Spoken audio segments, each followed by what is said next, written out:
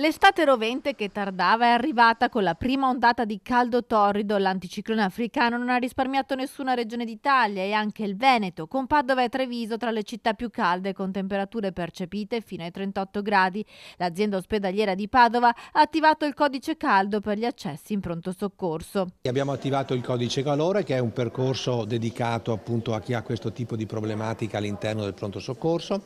C'è stata tutta un'attività di informazione e comunicazione, no?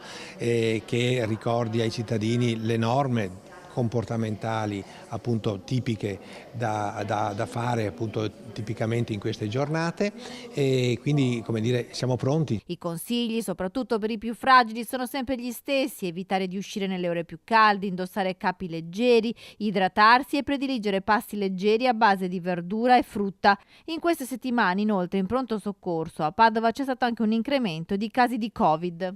Ricordiamo che c'è un'attività del Covid che sta via via un po' aumentando come positività, e quindi insomma ecco, mettiamo insieme un po' di cose dicendo insomma divertiamoci, facciamo le nostre vacanze, però con il buon senso e con la prudenza del caso.